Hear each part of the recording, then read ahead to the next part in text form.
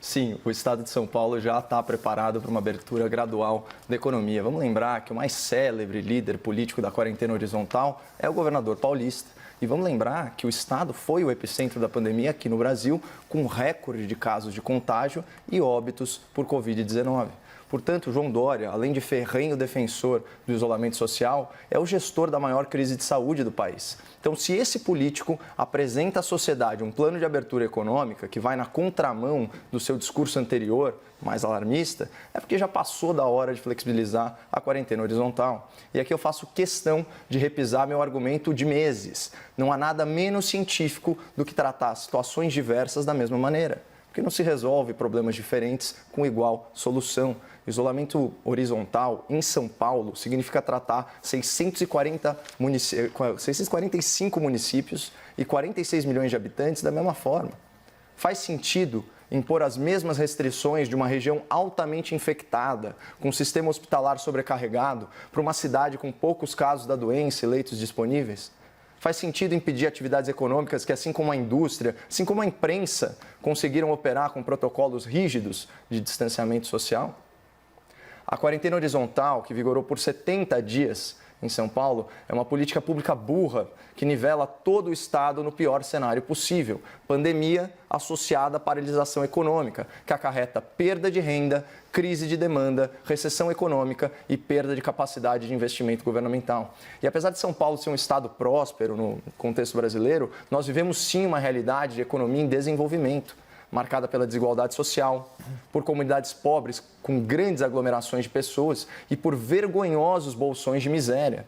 E o próprio diretor-geral da OMS, Organização Mundial da Saúde, reconheceu que abre aspas, quase impossível praticar distanciamento físico e confinamento nessas condições. O senhor Tedros Adhanom, ele afirmou que o fique em casa, além de não ser prático, pode, abre aspas, causar danos involuntários, como aumento da fome e da violência. Mais para frente, a FAO, a Organização para a Alimentação e Agricultura da ONU, publicou um informe sobre a desnutrição no mundo, alertando que a paralisação e a recessão econômica decorrentes aí da pandemia podem gerar 265 milhões de novos famintos.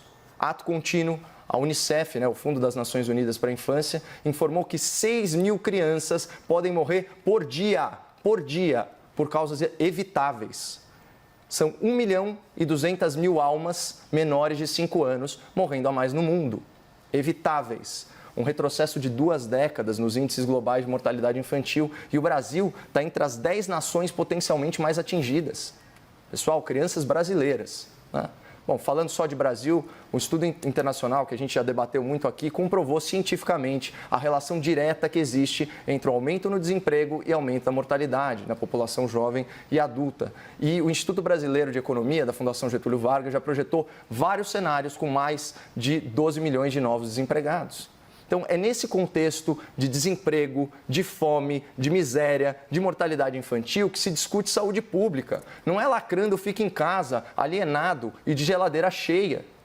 Para alguns, esse fica em casa é morra em casa. E, na real, a variável que realmente interessa no combate à pandemia, já falamos aqui, ela está a favor do Estado de São Paulo, que é a capacidade da rede médica. Quando o secretário municipal de saúde, vocês vão lembrar isso, de forma irresponsável, de forma alarmista, insinuou que a capital estava perto do colapso hospitalar, eu provei com dados do Conselho Federal de Medicina que aqui existem mais leitos de UTI por 100 mil habitantes do que em qualquer país desenvolvido do mundo.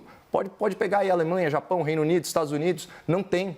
Há 2 meses eu participo aqui desse debate e eu confesso que eu me sinto bastante solitário no combate à desinformação propagada pelas autoridades públicas e replicadas aí por setores partidarizados da imprensa. E vejam só, o discurso de hoje, do governador, do vice-governador e do prefeito é o mesmo que o meu de sempre. A rede hospitalar não vai colapsar em São Paulo se houver flexibilização da quarentena, especialmente em decorrência de parcerias com o setor privado para aluguel de leitos em hospitais particulares.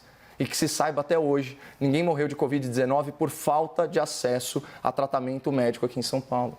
Então percebam que mesmo com o fracasso do isolamento social, o aumento no número de contágio e o recorde no registro de óbitos, os políticos finalmente se renderam à realidade. Eles vão abrir gradualmente a economia. Sabe para quê, pessoal? Para salvar vidas num país pobre.